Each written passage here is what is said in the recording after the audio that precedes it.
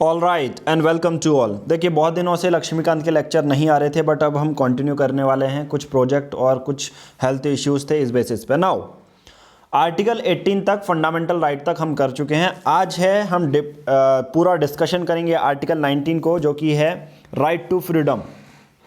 अब हमें आज़ादी किस किस चीज़ की है, हमारे ये मौलिक अधिकार हैं।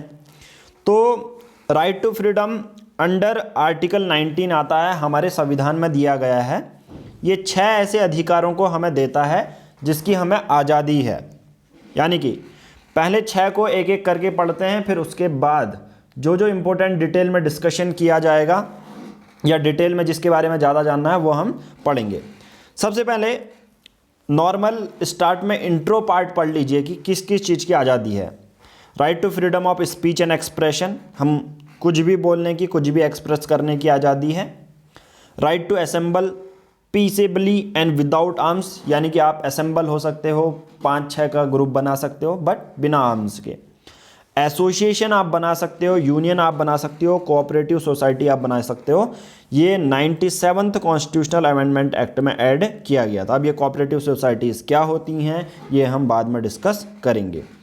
उसके बाद आप पूरे भारत में कहीं पर भी घूम सकते हो, फ्रीली मूव कर सकते हो, बट हर चीज़ के आप सबको पता है रीजनेबल रेस्ट्रिक्शन होते हैं। जैसे इससे पहले पार्ट में आपने पढ़ा होगा, जैसे मैं कहूँगा अंडमान एंड निकोबार में कुछ ऐसी ट्राइबल एरियाज़ हैं जहाँ पर आपको जाने के लिए स्पेसिफिक, एक तो जा ही नहीं पाएंगे, दूसरा रिसर्च करना हो तो प्रेसिडेंट गवर्नमेंट ऑफ इंडिया, वहाँ की सरकार से परमिशन लेनी पड़ेगी। Okay, now right to reside, आप कहीं भी रह सकते हैं, सेटल हो सकते हैं भारत के किसी भी कोने में।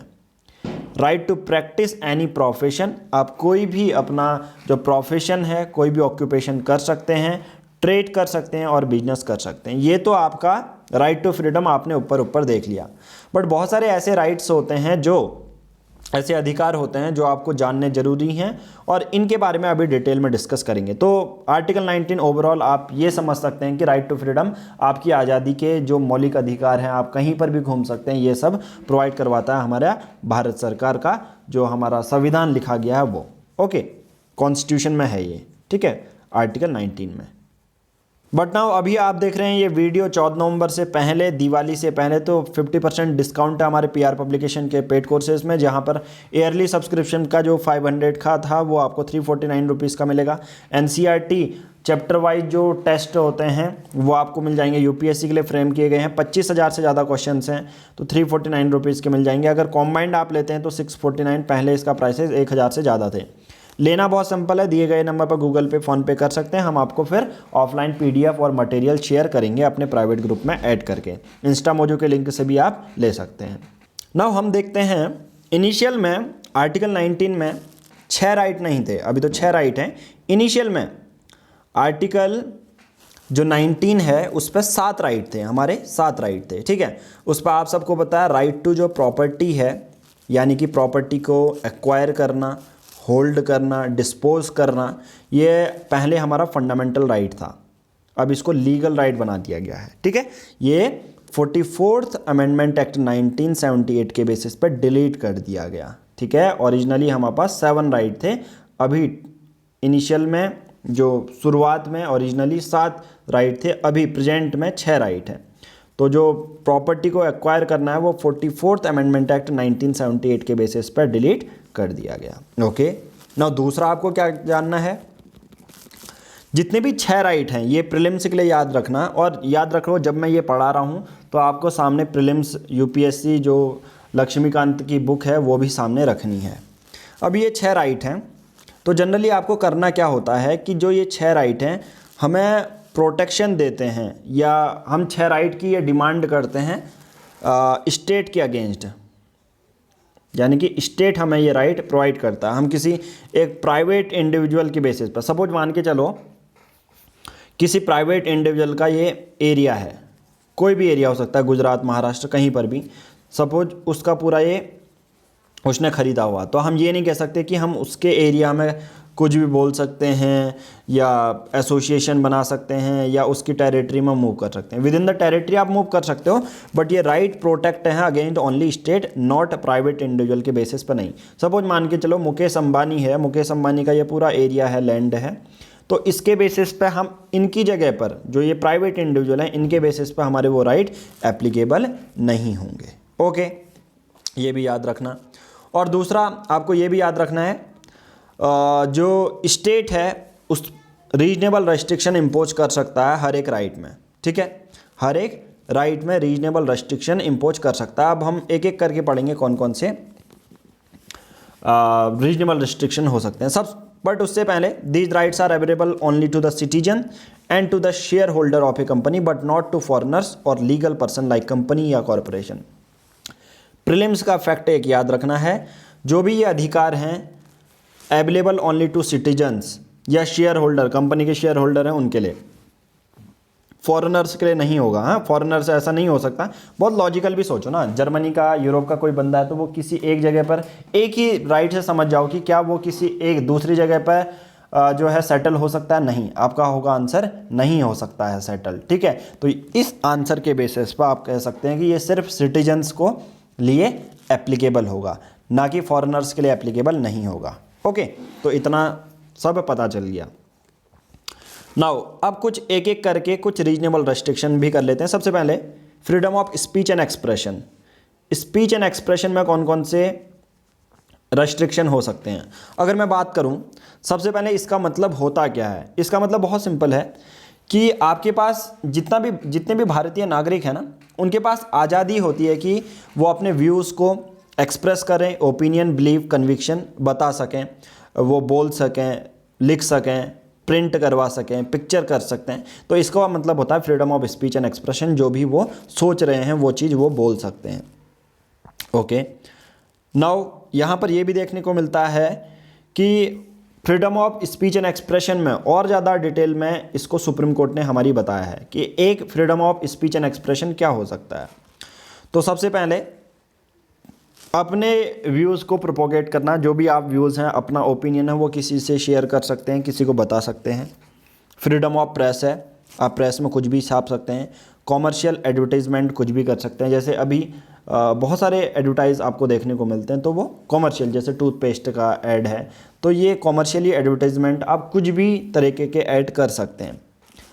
दूसरा, आप किसी से बात कर रहे हैं तो टेलीफोनिक कन्वर्सेशन को रिकॉर्ड करना, टैप करना ये नहीं है, ठीक है। तो ये अधिकार आपको है कि आपकी जो कॉल रिकॉर्ड है वो नहीं कर सकता कोई। टेलीकास्ट करना गवर्नमेंट की मीडिया में कोई ऐसा नहीं है। देखो अभी हमारे पास रिपब्लिक टीवी है, आज तक है, तो ये सब क्यों है? क्योंकि ये हमारे पास आज़ादी है कि इलेक्ट्रॉनिक मीडिया में गवर्नमेंट की मोनोपोली नहीं हो सकती है। जैसे है दूरदर्शन, नहीं तो अभी इससे दूरदर्शन ही होता ना, आज तक या यूट्यूब चैनल, ये क्यों होते? क्योंकि ये मौलिक अधिकार है। बहुत सारे यूट्यूब चैनल भी अपने जो न्यूज़ चैनल खोले हुए हैं एज ए यूट्यूब की तरह। यूट्यूब पे आप देख सकते होंगे बहुत सारे जो न्यूज़ चैनल हैं वो आते रहते हैं। तो right to telecast, that is government has no monopoly on electronic media. Electronic media में गवर्नमेंट की कोई मोनोपोली नहीं हो सकती। आप भी टेलीकास्ट कर सकते हैं, आप अपना यूट्यूब चैनल खोल सकते हैं, आपको न्यूज़ पब्लिश करनी है तो आप पब्लिश कर सकते हैं, ठीक है। दूसरा, right against bandh called by a political party organisation. ये बहुत इंपॉर्टेंट है, ये अधिकार रहता है कि राइट अगेंस्ट बंद, जो पॉलिटिकल पार्टी है या ऑर्गेनाइजेशन है, राइट अगेंस्ट बंद जैसे होता है ना, किसी चीज़ को रोक देना। जैसे अगर बात करें रेलवेज़ के बेसिस पर, अभी पंजाब का इतना ज़्यादा फार्म बिल हो रहा है तो वो रेलवे ट्रक्स को रोके हुए हैं। उसके बाद गवर्नमेंट एक्टिविटीज़ को जानना, फ्रीडम ऑफ साइलेंस, चुप रहना, प्री सेंसरशिप न्यूज़पेपर में, ये सब चीज़ right to freedom of speech and expression के अंदर आता है। हालांकि बहुत सारे रीजनेबल रेस्ट्रिक्शन हैं। ऐसी कोई भी चीज़ जो हमारे भारत की सॉवरेनिटी, इंटीग्रिटी, ठीक है, सिक्योरिटी ऑफ स्टेट को हार्म करेगी, वो डिफेम करेगी किसी चीज़ को, तो ये रीजनेबल रेस्ट्रिक्शन है, ठीक है। आप कुछ चीज़ ऐसा किसी को डिफेम नहीं कर सकते, ठीक है, ये चीज़ आपको देखने को मिल जाएगी। उसके बाद बहुत सारी दूसरी भी चीज़ें हैं कि आप फॉरेन नेशन के साथ फ्रेंडली रिलेशन, पब्लिक ऑर्डर को हार्म करना, वायलेट करना, कंटेम्प्ट ऑफ कोर्ट है, कोर्ट की कार्रवाई को रोकना, ये सब क्या कर सकते हैं? Freedom of speech and expression के अगेंस्ट होते हैं। ओके, उसके बाद नेक्स्ट क्या है? Freedom of assembly. Freedom of assembly यानी कि जो सिटीजन्स हैं, लोगों के पास अधिकार है कि आप पीसफुल तरीके से इकट्ठा हो सकते हैं बट बिना आर्म्स के, ठीक है। पब्लिक मीटिंग आप कर सकते हैं, डेमोन्स्ट्रेशन कर सकते हैं पब्लिक लैंड में, ओके। नाउ बट ये अधिकार आपको राइट टू स्ट्राइक नहीं देता। अभी आपसे प्रीलिम्स में पूछेगा क्या आर्टिकल 19 आपको राइट टू स्ट्राइक देता है, तो आप कहेंगे नहीं, ये अधिकार नहीं देता है। स्टेट हालांकि रीजनेबल रेस्ट्रिक्शन लगा सकता है, कोई भी, वही रीजनेबल रेस्ट्रिक्शन तो यही रहते हैं ना कि अगर भारत की इंटीग्रिटी सॉवरेनिटी ये वायलेट होती है, पब्लिक एरिया में ट्रैफिक का मेंटेनेंस करना, ये सब चीज़ें, यानी कि आप ऐसी जगह हड़ताल या नहीं कर सकते, प्रोटेस्ट नहीं कर सकते जहाँ पर पब्लिक ऑर्डर इनस्टेबिलिटी फैल रही है, ट्रैफिक रुक रहा है, ये सब चीज़ें। तो इसके लिए सेक्शन 144 है, तो इन सब चीज़ को रोकने के लिए सेक्शन 144 है, धारा 144 है। आप सबको पता है सेक्शन 144 में क्या है। कोई भी मजिस्ट्रेट क्या कर सकता है, अगर उसको लगता है कि कोई असेंबली बना रहा है, फ्यूचर में पब्लिक ऑर्डर वायलेट हो सकता है, तो मजिस्ट्रेट उस असेंबली को बनने के लिए रोक सकता है। अगर उसको लगता है मजिस्ट्रेट की कि ह्यूमन लाइफ डेंजर है, हेल्थ है, सेफ्टी इश्यूज़ हैं, तो यहाँ पर देखने को मिल जाता है, ओके। उसके बाद सीआरपीसी का सेक्शन 144 तो पता है कि असेंबली को करने से रोकता है, यानी कि 4-5 लोग एक ग्रुप में नहीं आ सकते। बट एक आईपीसी का भी एक कोड होता है, आईपीसी 141, ठीक है। सीआरपीसी 144 के साथ साथ आईपीसी 141 भी होता है। अब आईपीसी और सीआरपीसी में अगर डिफरेंस के बारे में बात करूं तो देखिए, आईपीसी में सपोज किसी एक्स पर्सन ने कोई क्राइम किया, मर्डर किया, चोरी की, तो उसकी डेफिनेशन लिखी होती है कि एक मर्डर क्या है। उस मर्डर को इन्वेस्टिगेट करने के लिए कौन से सीआरपीसी में लिखा गया है, ओके, किसमें, सीआरपीसी में लिखा गया है। तो सेक्शन 144 इंडियन पिनल कोड का क्या कहता है कि अगर 4 या 5 लोग, डेफिनेशन देता है, ठीक है, जैसे मैंने आईपीसी बोला ना, आईपीसी डेफिनेशन देता है। सेक्शन 141 ये बोलता है कि अगर 4-5 लोग इकट्ठा होते हैं तो वो अनलॉफुल कहलाया जाएगा to register the execution of any law legal process. अगर कोई लीगल प्रोसेस है उसको रोक रहे हैं वो लोग। दूसरा, किसी की प्रॉपर्टी को फोर्सफुली ऑक्यूपाई कर ले रहे हैं, ओके, क्रिमिनल टेरा पासिंग कर रहे हैं, इलीगल एक्ट में शामिल हैं, और सरकार को ये थ्रेटन कर रहे हैं या ऑफिशियल्स को थ्रेटन कर रहे हैं, तो ये सब क्राइम में या अनलॉफुल कहलाएगा, ओके। उसके बाद नेक्स्ट है फ्रीडम ऑफ एसोसिएशन, यानी कि कोऑपरेटिव सोसाइटीज़ आप बना सकते हैं, कोऑपरेटिव सोसाइटीज़ आप बना सकते हैं। आपके पास लक्ष्मीकांत है तो आपको 10B देखिए, रेफरेंस देखिए, बुक सामने ही है तो पहले ओपन कर लीजिए उसको, ओके। ना उसके बाद ये है right to form political parties, companies, partnership, firms, societies आप बना सकते हैं कोऑपरेटिव सोसाइटीज़ के बेसिस पे, ओके। ये सब चीज़ें आपको आ गई, बट इसमें भी रीजनेबल रेस्ट्रिक्शन होता है। वही चीज़ें पब्लिक ऑर्डर, मॉरलिटी, सॉवरेनिटी ये वायलेट होती हैं तो आप एसोसिएशन नहीं बना सकते हैं, ठीक है। हालांकि कुछ चीज़ें हैं, जैसे इसी में आगे अगर मैं बताऊं, right to obtain recognition of association. ऐसा नहीं है कि देखिए, अगर आप ये चाहते हैं कि आपका कुछ 4 या 5 लोगों का ग्रुप है, आप ये चाहते हैं कि हमारे ग्रुप को एसोसिएशन का दर्जा मिले, तो वो आपका मौलिक अधिकार नहीं है, ठीक है, वो आपका मौलिक अधिकार नहीं होगा, ओके। नाउ आगे ये भी देखने को मिलता है, सुप्रीम कोर्ट बहुत सारे इसके लिए प्रोविज़न बनाए हुए हैं। सुप्रीम कोर्ट ये कहता है कि that trade union have no guaranteed right to effective bargaining और राइट टू स्ट्राइक। कभी कभी ट्रेड यूनियन बने रहते हैं ना, टैक्सी का ट्रेड यूनियन होता है, आपका डिस्ट्रिक्ट में भी ट्रेड यूनियन बने होंगे, जैसे सब्जियों के ट्रेड यूनियन होते हैं, तो उनके पास कोई ऐसा प्रोविज़न नहीं है कि वो स्ट्राइक करे। Right to declare a lockout, ठीक है, लॉकआउट को डिक्लेयर करना, bargaining, right to effective bargaining, ये सब इनके पास राइट नहीं होते हैं। तो ये सब चीज़ें आपको देखने को मिल जाती हैं, ओके। क्या क्या है, सुप्रीम कोर्ट ने फर्दर प्रोविज़न बनाए गए हैं, ठीक है। बार्गेनिंग, हड़ताल, लॉकआउट नहीं कर सकते। लॉकआउट का मतलब क्या होता है जनरली, कि जब भी जैसे किसी एक एक्स पर्सन की कंपनी है, वो आप कह रही है कि आप वर्कर्स हमारी जगह पर आप काम नहीं कर सकते, ठीक है, तो इसको लॉकआउट बोलते हैं, ठीक है, कि वर्कर्स को काम ना करने देना लॉकआउट कहलाता है। तो ये सब रीजनेबल रेस्ट्रिक्शन है।